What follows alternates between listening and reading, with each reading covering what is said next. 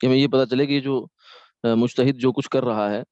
کیا یہ صحیح بھی ہے یا غلط کر رہا ہے، کیا اس کے کرنے کی شریعت میں گنجائش بھی ہے۔ تو اجتہاد کی پہلی صورت یعنی وہ حکم جو قرآن و سنت میں نہ ہو، اس کے لیے اجتہاد کرنے کے دلائل یہ ہیں۔ نمبر ایک، معاذ رضی اللہ تعالیٰ عنہ حدیث پہلے گزر چکی ہے جس میں انہوں نے رسول اللہ صلی اللہ علیہ وسلم کے اس سوال پر کہ اگر تم کوئی حکم قرآن میں اور رسول اللہ صلی اللہ علیہ وسلم کی سنت میں نہ پاؤ تو کس طرح فیصلہ کرو گے، انہوں نے جواب دیا اجتہد برأیی، میں اپنی رائے اور اپنے غور و فکر سے اجتہاد کروں گا۔ تو آپ صلی اللہ علیہ وسلم نے ان کے جواب پر اللہ تعالیٰ کا شکر ادا کیا۔ اس کا مطلب ہے کہ جس بات کی تصدیق حضور صلی اللہ علیہ وسلم سے ہو گئی تو وہ تو بالکل ٹھیک ہے۔ تو اجتہاد کا جو تصور ہے وہ خود حضور صلی اللہ علیہ وسلم کے زمانے سے حضور نے دیا ہے صحابہ کو۔ جی، دوسری طارق رحمۃ اللہ علیہ سے روایت ہے کہ ایک شخص کو نہانے کی حاجت ہو گئی، اس نے نماز نہیں پڑھی، پھر وہ رسول اللہ صلی اللہ علیہ وسلم کے حضور میں حاضر ہوا اور اس قصہ کا ذکر کیا۔ آپ نے ارشاد فرمایا کہ تو نے ٹھیک کیا۔ پھر ایک دوسرے شخص کو اسی طرح نہانے کی حاجت ہوگی، اس نے تیمم کر کے نماز پڑھی، پھر وہ آپ کے حضور میں حاضر ہو تو آپ نے اس کو بھی ویسی بات فرمائی جو پہلے سے فرما چکے تھے، یعنی تو نے ٹھیک کیا۔ اس حدیث سے اجتہاد و قیاس کا جواز صاف ظاہر ہے، کیونکہ ان کو اگر نص کی اطلاع ہوتی تو پھر عمل کرنے کے بعد سوال کرنے کی ضرورت نہ تھی۔ یعنی دونوں کے سامنے یہ نہیں تھا کہ شریعت کا اس وقت حکم کیا ہے، کہ حکم تو بعد میں آیا ہوگا یا آیا تو تھا لیکن ان کو اس وقت تک وہ حکم معلوم نہیں تھا، تو انہوں نے اپنے خیال سے ایک اپنی رائے قائم کر کے کہ مجھے اس موقع پر یہ کرنا چاہیے، تک ہم عمل کر لیا، تو آپ نے اس کی تائید فرمائی، اس کی حوصلہ شکنی نہیں کی بلکہ حوصلہ افزائی کی ہے، کیونکہ ان کو اگر نص کی اطلاع ہوتی تو پھر وہ عمل کرنے کے بعد سوال کرنے کی ضرورت نہ تھی۔ اس سے معلوم ہوا کہ دونوں نے اپنے اجتہاد و قیاس پر عمل کر کے اطلاع دی اور آپ نے دونوں کی تصویب فرمائی، یعنی دونوں کو درست قرار دیا۔ اور یہ طے شدہ قاعدہ ہے کہ نبی صلی اللہ علیہ وسلم کی تقریر یعنی آپ کی تائید، کسی بات کو سن کر رد نہ فرمانا بلکہ صراحت کے ساتھ اس کو صحیح کہنا، اس بات کے صحیح ہونے کی شرعی دلیل ہے۔ لہذا ثابت ہوا کہ رسول اللہ صلی اللہ علیہ وسلم کے وقت میں صحابہ نے قیاس کیا اور آپ نے اس کو جائز رکھا۔ تنبیہ، باقی رہا یہ دونوں کو یہ فرمانا کہ ٹھیک کیا، اس کا مطلب یہ ہے کہ دونوں کو ثواب ملا، یہ نہیں ہے کہ اب قرآن و حدیث میں تیمم کا حکم ظاہر ہو جانے کے بعد بھی ہر ایک کو اختیار ہے چاہے تیمم کرے چاہے نہ کرے، اور خواہ نماز پڑھے یا نہ پڑھے، یہ نہیں۔ جی، تیسری دلیل حضرت عمرو بن عاص رضی اللہ تعالیٰ عنہ سے روایت ہے کہ وہ فرماتے ہیں مجھ کو غزوہ ذات السلاسل کے سفر کے دوران ایک سردی کی رات میں احتلام ہو گیا، اور مجھ کو یہ جنگ تھی، اور مجھ کو اندیشہ ہوا کہ اگر غسل کروں گا تو شاید ہلاک ہو جاؤں گا۔ میں نے تیمم کر کے اپنے ہمراہیوں کو صبح کی نماز پڑھا دی۔ ان لوگوں نے جناب رسول اللہ صلی اللہ علیہ وسلم کی حضور میں اس قصہ کو ذکر کیا۔ آپ نے فرمایا اے عمر، تم نے جنابت کی حالت میں لوگوں کو نماز پڑھا دی۔ میں نے جو عمر کے معنی تھا وہ بتلایا اور عرض کیا کہ میں نے حق تعالیٰ کو یہ فرماتے سنا کہ اپنی جانوں کو قتل مت کرو، بے شک حق تعالیٰ تم پر مہربان ہے۔ بس رسول اللہ صلی اللہ علیہ وسلم ہنس پڑے اور کچھ نہیں فرمایا۔ یہ حدیث بھی اجتہاد و قیاس کے جواز پر صراحتاً دلالت کر رہی ہے۔ چنانچہ رسول اللہ صلی اللہ علیہ وسلم کے فرمانے پر دریافت فرمانے پر عمر نے اپنے استدلال کی مذکورہ صورت میں تقریر بھی کر دی اور آپ نے اس کو جائز رکھا۔ بالکل ٹھیک کیا، تو یہ بھی ایک اجتہاد تھا۔ انہوں نے قرآن کی آیت نہیں پیش کی کہ جی ہاں جی تیمم کا حکم تھا لہذا میں نے یہ کیا، لیکن انہوں نے بہرحال کیا اور اس کے پیچھے ایک ریزن بھی رکھتے تھے، تو آپ نے اس کی تائید فرمائی، تو یہ بھی اجتہاد کی حوصلہ افزائی ہے۔ اجتہاد کی دوسری صورت کیا تھی کہ حدیث کے مختلف احتمالات میں سے کسی ایک احتمال کو اختیار کرنے کی دلیل کرنا، یعنی حدیث تو موجود ہے لیکن اس کے اندر جو لفظ آ رہا ہے وہ لفظ میں ویریشن ہے، کئی جہات ہیں اس کے اندر، تو اس میں سے کسی ایک کو اختیار کر لینا۔ ابن عمر رضی اللہ تعالیٰ عنہ فرماتے ہیں کہ رسول اللہ صلی اللہ علیہ وسلم نے یوم احزاب میں، یہ غزوہ خندق کو یوم احزاب کہتے ہیں، صحابہ سے فرمایا تم میں سے کوئی عصر کی نماز نہ پڑھے مگر بنو قریظہ کے علاقے میں جا کر، یعنی جلدی نکلو،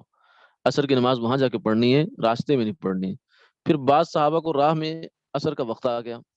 تو باہم رائے مختلف ہوئی، بعض نے کہا کہ ہم نماز نہیں پڑھیں گے جب تک ہم اس جگہ نہ پہنچ جائیں، اور بعض نے کہا نہیں ہم تو نماز پڑھیں گے۔ رسول اللہ صلی اللہ علیہ وسلم کا یہ مطلب نہیں تھا کہ ہم نماز قضا کر دیں، بلکہ مقصود تاکید تھی کہ جلدی پہنچنے کی ایسی کوشش کرو کہ عصر سے قبل وہاں پہنچ جاؤ۔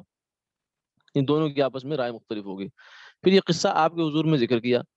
آپ نے کسی پر بھی ملامت و سزا نہیں فرمائی، دونوں کا ٹھیک ہے، تم نے بھی ٹھیک کیا، تم نے بھی ٹھیک کیا۔ اس واقعے میں بعض نے قوت اجتہادیہ سے اصلی غرض سمجھ کر، جو کہ دو احتمالوں وجہوں میں سے ایک تھی، نماز پڑھ لی، مگر آپ نے ان پر ملامت نہیں فرمائی کہ تم نے ظاہری معنی کے خلاف کیوں عمل کیا، یعنی میرا حکم تو عصر کی نماز وہاں پڑھنے کا تھا، تم نے اس کے خلاف کیوں کیا، ان کو بھی نہیں آپ نے وہ کیا، اور ان کو بھی عمل بالحدیث کا تاریخ قرار نہیں دیا، یعنی تم نے میرے فرمان کو چھوڑ دیا، یہ نہیں کہا ان کو، کیونکہ انہوں نے منشا پہچانی کہ حضور کی منشا یہ ہے کہ جلدی پہنچو، نماز لیٹ کرنا مقصود نہیں حضور کا، تو ہم لہذا نماز لیٹ نہ کریں، جب تک جہاں تک پہنچ سکتے تو پہنچ گئے، اب نماز پڑھیں اور پھر آگے چلتے چلیں۔ لیکن دوسروں نے کہا جی ہم منشا کے مکلف نہیں ہیں، ہمیں تو حضور نے کہہ دیا عصر کی نماز وہاں پڑھو، تو بس اب ہم وہاں ہی پڑھیں گے جا کر۔ انہوں نے لفظوں کو دیکھا، انہوں نے منشا کو دیکھا،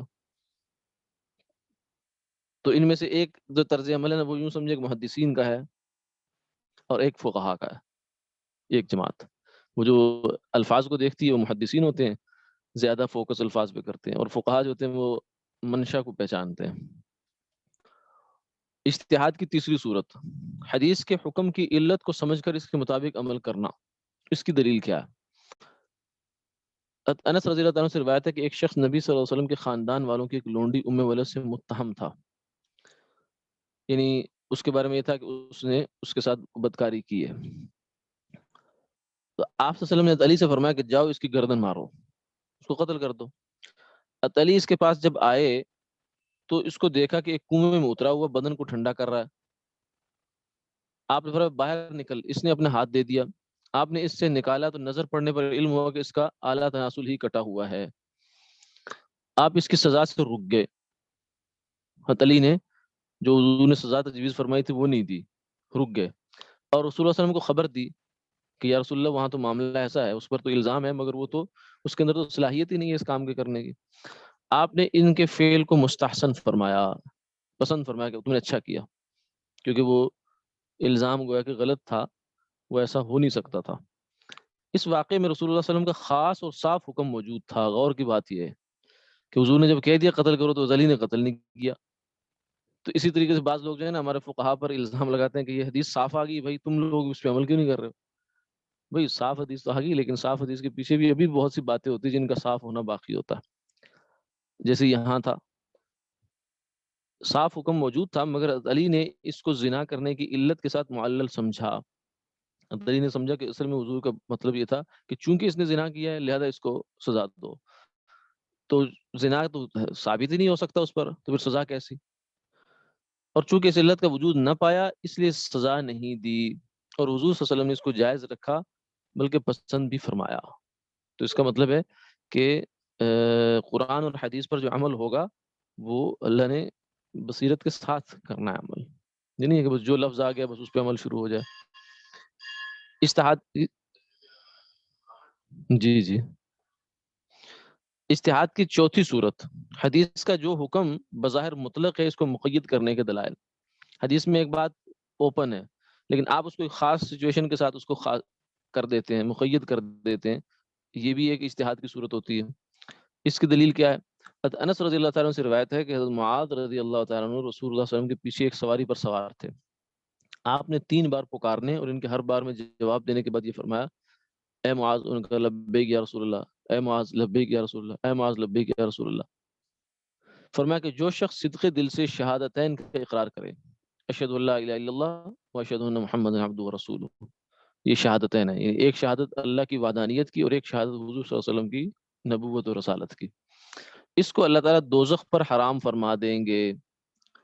انہوں نے عرض کیا یا رسول اللہ لوگوں سے کہہ دوں تاکہ خوش ہو جائیں، کہ جو بھی مسلمان ہوا سب جنت سے کچھ بھی کرے؟ آپ نے فرمایا نہیں، کیونکہ لوگ بھروسہ کر بیٹھیں گے۔ سو حضرت معاذ رضی اللہ عنہ نے انتقال کے وقت گناہ کے خوف سے کہ دین کا چھپانا حرام ہے اس بات کی خبر دی، اس سے پہلے کبھی بھی یہ حدیث لوگوں کو نہیں بتائی۔ اس حدیث میں صراحت سے لوگوں کو خبر دینے کی ممانت ہے،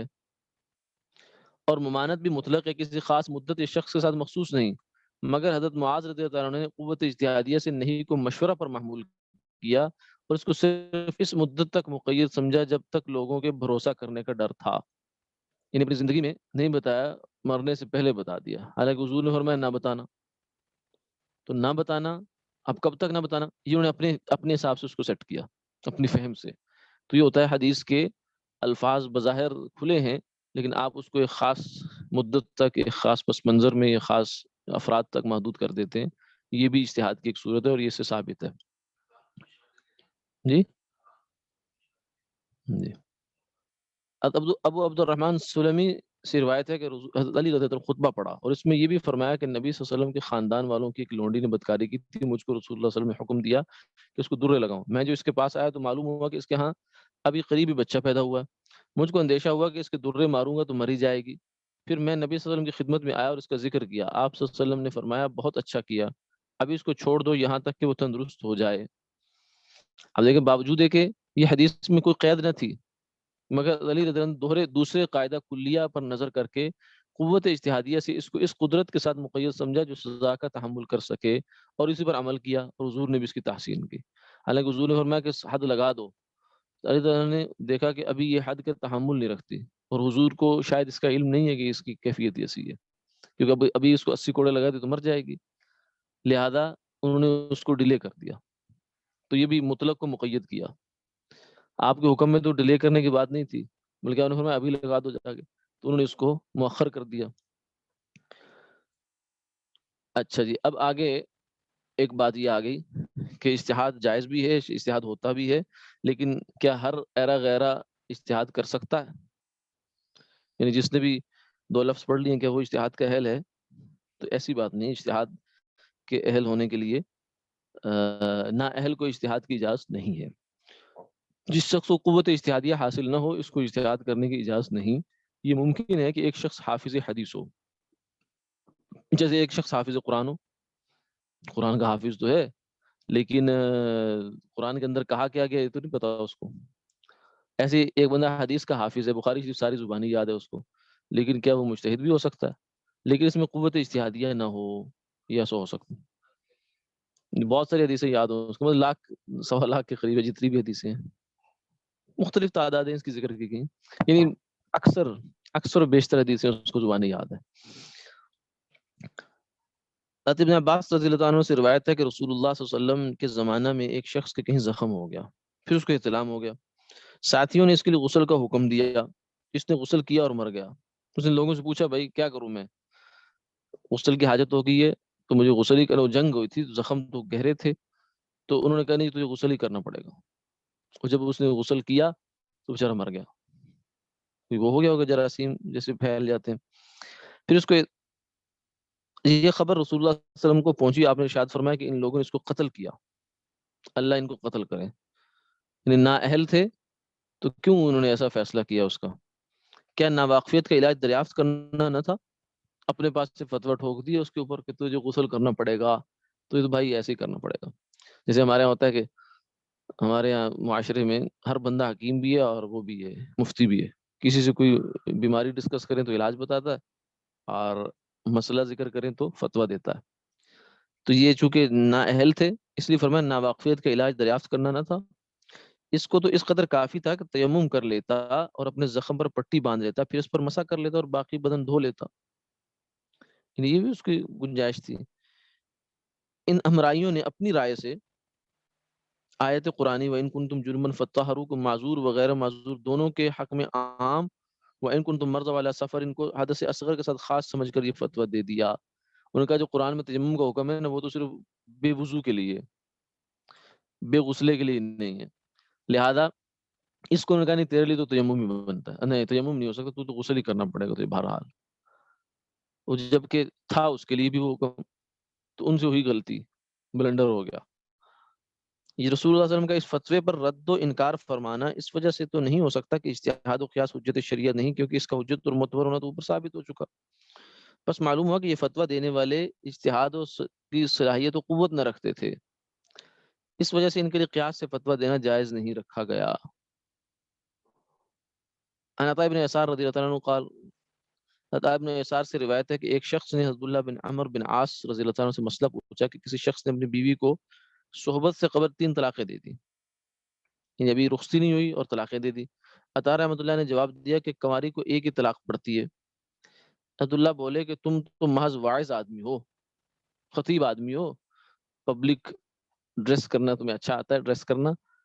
تو تمہیں تو یہ فتویٰ تمہارا کام نہیں ہے۔ عطا رحمۃ اللہ علیہ سے کہا، حضرت عبداللہ بن عمرو بن عاص رضی اللہ تعالیٰ عنہ ان سے کہا کہ تم تو محض واعظ آدمی ہو، یعنی فتویٰ دینا کیا جانو، ایک طلاق سے تو وہ بائن ہو جاتی ہے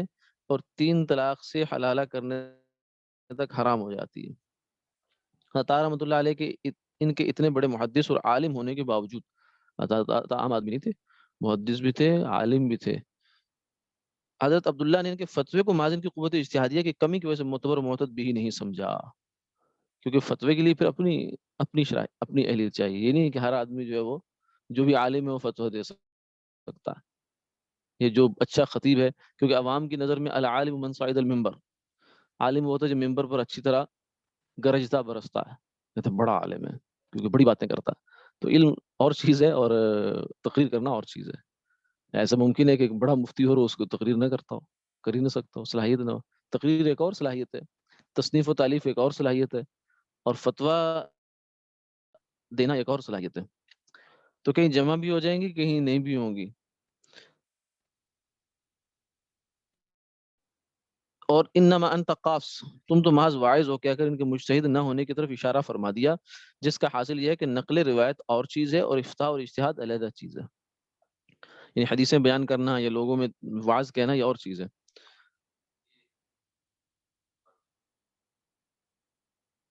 اس لیے آج کل جو ہے نا وہ بات ایک کہی جاتی ہے کہ فتویٰ پوچھے تو مفتی سے، اور مفتی بھی وہ جو دارالفتہ میں بیٹھتا ہے عام طور سے۔ حضرت مسعود رضی اللہ عنہ سے روایت ہے کہ رسول اللہ صلی اللہ علیہ وسلم نے فرمایا، اللہ تعالیٰ اس بندے کو تر و تازہ رکھے جو میری حدیث سنے اور اس کو یاد کرے اور یاد رکھے اور دوسرے کو پہنچا دے، کیونکہ علم کے بعض پہنچانے والے خود فہیم نہیں ہوتے اور بعض ایسوں کو پہنچاتے ہیں جو اس پہنچانے والے زیادہ فہیم ہوتے ہیں۔ ٹھیک ہے، اس حدیث سے میں صاف تصریح ہے کہ بعض محدث حافظ الحدیث صاحب فہم نہیں ہوتے یا قلیل الفہم ہوتے ہیں، کئی دفعہ ایسا ہوتا ہے۔ اس لیے امام ترمذی رحمۃ اللہ علیہ نے یہ ذکر کیا، الفقہاء اعلم بمعانی الحدیث، حدیث کی جو حقیقت ہے، معنی ہے، مراد کیا ہے حضور کی یا منشا کیا ہے، اس کو فقہا اچھی طرح سمجھتے ہیں، ان کو اچھی طرح سمجھتے ہیں کہ سند میں راوی کون ہے، کتنا ہے، کیسا ہے، اس کا کیا پایا ہے، سند میں کوئی مسنگ تو نہیں ہے بیچ میں کہیں، یہ محدث کا کام ہے۔ لیکن جو حدیث کی فہم ہے وہ فقہا کے پاس زیادہ ہے۔ اور ایک اور صاحب نے یہ کہا، اس میں کسی محدث نے کسی فقی سے مسئلہ پوچھا، تو فقی نے مسئلہ بتا دیا، یہ جواب ہے اس کا۔ انہوں نے کہا کہ یہ آپ نے کہاں سے جواب دیا؟ انہوں نے کہا وہی حدیث جو آپ نے مجھ سے بیان کی تھی، آپ ہی نے بیان کی تھی، اس کے اندر اس کا جواب ہے۔ تو وہ حیران ہو گیا، انہوں نے کہا کہ میرے پاس یہ حدیث پتہ نہیں کب سے تھی، تو مجھے تو اس طرف دھیان نہیں گیا۔ ان کا بس یہ تو پھر اللہ تعالیٰ کی تقسیم ہے، کسی کا ذہن کسی طرف چلاتے ہیں، کسی کا کسی طرف چلاتے ہیں۔ تو پھر اس محدث نے یہ کہا کہ نحن الصیادلہ یا معشر الفقہاء، نحن الصیادلہ وانتم الاطباء، اے فقہا کی جماعت، ہم لوگ تو ہیں پنساری، میڈیکل سٹور والے، تم ہو طبیب کہ جس کے پاس دوائیاں نہیں رکھی لیکن علم دوائیوں کو اس کے پاس زیادہ ہے۔ تو فقی جو ہے وہ حدیث پر اس کی گرفت زیادہ ہوتی ہے بنسبت محدث کے۔ بس درجہ اللہ کے ہاں تو جو بھی ہے، لیکن شریعت میں بہرحال فائنل اتھارٹی وہ ہے، کیا چیز شریعت ہے کیا نہیں ہے، کیا اللہ کا منشا ہے کیا نہیں ہے، کیا حلال کیا حرام، کیا غلط کیا صحیح، اس کی فائنل اتھارٹی وہ ہے، محدث فائنل اتھارٹی نہیں ہے۔ اگرچہ یہ اس سے حدیث تو اس نے اسی سے لینی ہے نا، اس کا اپنی جگہ کا مقام ہے، لیکن فائنل اتھارٹی وہ ہے۔ سارے مفتی جو بڑے فقہائی ہیں، کیا اگلا سوال ابھی بڑا اہم دلچسپ سوال ہے، لوگوں میں آتا ہے ذہن میں، کیا مجتہد مطلق اب بھی پائے جاتے ہیں؟ یہ تو ہو گئی امام ابو حنیفہ رحمۃ اللہ علیہ یا اور لوگ ہو گئے، تو اب بھی کیا پائے جاتے ہیں؟ اس سوال کا جواب یہ ہے کہ کسی بھی دور میں قوت اجتہادیہ کا پایا جانا عقلاً یا شرعاً ممتنع اور محال تو نہیں ہے، یعنی ایسی صلاحیت کا آدمی پیدا ہو جائے جو قرآن و حدیث پر اتنی گہری نظر رکھتا ہو اور بالکل ٹھیک ٹھیک نتیجوں تک پہنچتا ہو، یہ تو امکان تو موجود ہے، اور بلکہ بعض آدمی فرمایا کہ امام مہدی بھی مجتہد ہوں گے، تو ہونے کو تو ہو سکتا ہے، لیکن مشاہدہ اور تجربہ یہ بتاتا ہے کہ اتنی قوت اجتہادیہ جو کسی مجتہد مطلق میں ہونی چاہیے ایک مدت سے مفقود ہے، پائی نہیں جاتی۔ اگر اس دوران میں مجتہد مطلق ہوئے ہوتے تو ان کا دعویٰ اور ان کے کام سامنے آتے، اور وہ واقعی مجتہد ہوتے تو ان کو مجتہد مطلق ماننے سے کوئی رکاوٹ نہ تھی۔ اس کو کچھ لوگ یہ کہ باور کرتے ہیں کہ شاید یہ جناب وہ نا امت نے تقلید پر وہ کر لیا ہے اور باؤنڈ کر دیا اپنے آپ کو، اجتہاد کے دروازے بند کر دیے، یہ کر دیا وہ کر دیا، شاید یہ کوئی حادثہ ہو گیا ہے، ورنہ ایسا ہے نہیں، یہ ایک بائی نیچر ایسا ہوا ہے۔ ان کے مجتہد کا کرائٹیریا کیا ہے وہ ہمیں نہیں پتا، مجتہد کا ٹائٹل تو ان کے یہاں ہے، لیکن وہ کیا اس کا کرائٹیریا وہ ہم نہیں جانتے، ہم تو اپنی بات کر رہے ہیں۔ اگر کوئی پھر بھی مجتہد مطلق ہونے کا بتکلف دعویٰ کرے، یعنی کوئی بھی آدمی اٹھ کے آج کہہ سکتا ہے میں مجتہد مطلق ہوں، تو اس کا امتحان بہت آسان ہے، وہ یہ ہے کہ مختلف ابواب سے کوئی سے 100 فری مسائل لیں، فری سے مراد جزوی، جیسے سجدہ صاحب کس صورت میں ہوگا کس میں نہیں ہوگا، طلاق کس میں ہوگی کس میں نہیں ہوگی، اچھا جی بیع و شراء کے کوئی 2-4 مسئلے لے لیں، ہر باب کے مثلا 20 مسئلے لے لیں، 5 ابواب ہے شریعت کے، عقائد کے، عبادات کے، معاملات کے اور معاشرت کے، پھر اخلاق کے، کوئی سے 100 فری مسائل لیں اور مدعی سے مطالبہ کریں جس نے دعویٰ کیا میں اجتہاد مطلق پہ فائز ہوں، میں امام حنیفہ، امام مالک، امام شافعی کے کندھے سے کندھا ملا سکتا ہوں، جس کا یہ دعویٰ ہے اس سے کہا جائے کہ وہ ان کا جواب قرآن و حدیث سے مستنبط کرے،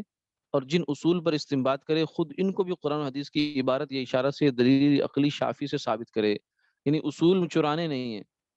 اصول اپنے بناؤ، کیونکہ مجتہدین نے اصول اپنے بنائے تھے، جس پر جو پروسیس تھا ان کا، اس کے پیچھے جو اصول ہیں اجتہاد کے وہ اپنے ہیں ان کے۔ ہاں یہ نہیں ہے کہ تم مارو تو کاپی پیسٹ کرو، سرقہ کرو اور دعویٰ اجتہاد کا کرو کہ میں مجتہد ہوں، اور جن اصولوں پر خود جب اس کے جواب مکمل ہو جائیں پھر فقہا کے جوابات اور ان کے دلائل سے موازنہ کریں، دونوں کا فہم واضح ہو جائے گا۔ جب یہ 100 سوالوں کا جواب لکھ کر دے دے گا آپ کو، تو آپ کمپیئر کر کے دیکھ لیں کہ اس کا جواب امام حنیفہ رحمۃ اللہ نے کیا دیا، امام شافعی، امام مالک نے کیا دیا، اور پھر صرف جواب نہیں دیکھنا، پروسیس بھی دیکھنا ہے کہ اس کے پیچھے جو ان کے اصول تھے وہ کیا ہیں اور اس کے اصول کیا ہیں، کہ جو تکے سے اس نے جواب دیا یا صحیح واقعی اس کے پاس اتنا علم ہے۔ ہاں ہاں موجود ہے، چنانچہ مبصرین کے نزدیک ثابت ہوا کہ 4 صدی کے بعد یہ قوت مفقود ہوگی۔ اس کی نظیر یہ ہے کہ محدثین سابقین کو جس درجہ کا حافظہ اللہ تعالیٰ نے عطا فرمایا تھا جو وہ اب نہیں دیکھا جاتا، اگر اللہ تعالیٰ چاہے آئندہ کو مجتہد مطلق ہو جائے تو جیسے ذکر ہوا یقین شرم محال بھی نہیں ہے، یعنی ہماری طرف سے کوئی پابندی نہیں ہے بھائی کہ مجتہد ہو نہیں سکتا، نہیں ہو رہا تو ہم کیا کریں، ہم اب خود مجتہد بن جائیں بتکلف کہ جناب یہ ایک سیٹ خالی ہے لہذا اس کو بھرگا کے بیٹھ جائے، تو اول تو سیٹ خالی ہے بھی نہیں، دوسرا یہ ہے کہ اصل میں تو یہ ہے کہ پہیہ جب بن گیا تو دوبارہ پہیہ کیا بنانا، جو اجتہاد کی اس وقت ضرورت تھی شروع میں تو وہ چیزیں سامنے آ گئی، اب آپ کہیں جی میں دوبارہ سے جو وہ ہے نا جیومیٹری کے دوبارہ اصول بنانا چاہتا ہوں، بھائی جیومیٹری تو جیومیٹری ہے، وہ اقلیدس نے بنا دیے، اب تو اس کو لے کے آگے چلنے کی بات ہے، تو ویل کو ری انوینٹ کیا کرنا آپ نے، اوپر پہیے کو دوبارہ ایجاد، انوینٹ، اوپر جس قوت اجتہادیہ کے مفقود ہونے کا ذکر ہوا وہ اس کا سب سے اعلیٰ درجہ ہے، یعنی وہ درجہ ہے جو مجتہد مطلق میں پایا جاتا ہے، اور جس سے وہ تمام حوادث و واقعات میں احکام کا استنباط کر لیتا ہے اور مستقل طور پر اصول و قواعد بھی بنا لیتا ہے، جبکہ اس سے چھوٹے موٹا درجہ جو ہے نا اجتہاد کا وہ تو چلتا ہی رہتا ہے، وہ تو آج بھی چل رہا ہے۔ کیا اس دور میں اجتہاد کی ضرورت نہیں؟ قوت اجتہادیہ کا وہ درجہ ہے اور اس کی اتنی مقدار کہ جس کے ذریعے مجتہد مطلق کے مقرر کیے ہوئے اصول و ضوابط کی روشنی میں نئے پیش آنے والے مسائل کا حل تلاش کر سکے یا ایک دو مسئلے میں دلائل کا موازنہ کر کے ایک شق کو ترجیح دے سکے، یہ مفقود نہیں ہے، یہ تو آج بھی ہے، دلائل پہ غور کر کے ترجیح دینا یا انہی اصولوں کو سامنے رکھ کر کسی نئے مسئلے کا حل تلاش کرنا، یہ اجتہاد آج بھی ہے، اور اتنی قوت اجتہادیہ والے حضرات جو متبحرین فی المذہب کہلاتے ہیں ہر دور میں ہوتے ہیں، ان کو متبحر فی المذہب کہتے ہیں، یعنی بڑا عالم، واقعی بڑا عالم، تو یہ تو ہر دور میں رہتے ہیں۔ نئے پیش آنے والے مسائل یا نئے حالات پیدا ہونے کی صورت میں کیا حل ہے، یعنی اب جو نئے نئے مسئلے پیش آ رہے ہیں پچھلے گزشتہ 150-200 سال سے دنیا ایک بہت ترقی سے تبدیلیوں کی زد میں آئی ہے، تو اس کے مسئلے بھی نئے پیدا ہوئے، تو اس کا حل کیا ہے؟ اس کی مندرجہ ذیل صورتیں ہیں۔ نمبر 1، اپنے فقی مذہب، اسلام اس کو مذہب کہا جاتا ہے، البتہ ہمارے عوام میں اس کو مسلک کہا جاتا ہے، اس کے اصولوں کی روشنی میں قرآن و حدیث سے نئے پیش آمدہ مسائل کا حل مستنبط کرنا، یعنی فقہ حنفی کے اندر رہتے ہوئے نئے مسئلوں کا حل تلاش کرنا، ایک صورت تو یہ۔ اچھا، دوسری یہ وہ مسائل جن میں عرف و رواج کے تغیر سے فرق پڑتا ہے، عرف و رواج کے بدل جانے کا فیصلہ علماء غور و فکر اور لوگوں کے حالات کی تفتیش سے کر سکتے ہیں۔ عرف بدل گیا تو ظاہر ہے کہ پرانا مسئلہ نہیں چلے گا، پرانا مسئلہ تو ایک خاص عرف کے ساتھ تھا، جب عرف بدلا، یعنی یہ وہ مسئلے ہوں گے جو عرف کے ساتھ جن کا تعلق ہے، کچھ مسئلوں کا عرف سے تعلق نہیں ہے، وہ منسوس ہیں، جیسے سود کا مسئلہ ہے، اس کا عرف سے کوئی تعلق نہیں ہے۔ نمبر 3، اگر شدید اجتماعی ضرورت کا تقاضا ہو تو کسی خاص مسئلہ میں کسی دوسرے امام اور مجتہد کے قول کو لیا جا سکتا ہے۔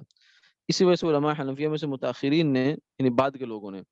اس عورت کے بارے میں جس کا شوہر لاپتہ ہو یا نامرد ہو، امام مالک رحمۃ اللہ علیہ کے قول کو اختیار کیا ہے۔ آج بھی جن مسائل کے بارے میں محسوس ہو کہ مسلمانوں کی کسی واقعی اجتماعی ضرورت کا تقاضا ہے تو متبحر علماء ائمہ اربع میں سے کسی دوسرے امام کے مسلک کو اختیار کرنے کا فیصلہ کر سکتے ہیں، البتہ اس کے لیے ایک تو اس بات کی احتیاط لازم ہے کہ تلفیق کی صورت پیدا نہ ہو۔ تلفیق ایک لفظ ہے، اس کا مطلب یہ ہے یعنی اس مسئلہ میں اس امام کا مسلک ادھورا نہ لیا جائے، پورا پورا لیا جائے، بلکہ اس مسئلہ کو اس امام کے نزدیک تمام شرائط و تفصیلات سمیت لیا جائے۔ دوسرے اس معاملہ میں انفرادی رائے پر اعتماد کرنے کے بجائے ضروری ہے کہ متبحر فی المذہب علماء کے باہمی مشورے اور اتفاق سے کوئی فیصلہ کیا جائے تاکہ انتشار ذہنی نہ پیدا ہو عوام میں کہ کوئی کچھ کہہ رہا ہے، کوئی کچھ کہہ رہا ہے۔ تو اس طریقے سے الحمدللہ ہو جاتے ہیں مسائل کا حل۔ آج بھی جو مسئلے ہیں ان کا ایسا نہیں ہے کہ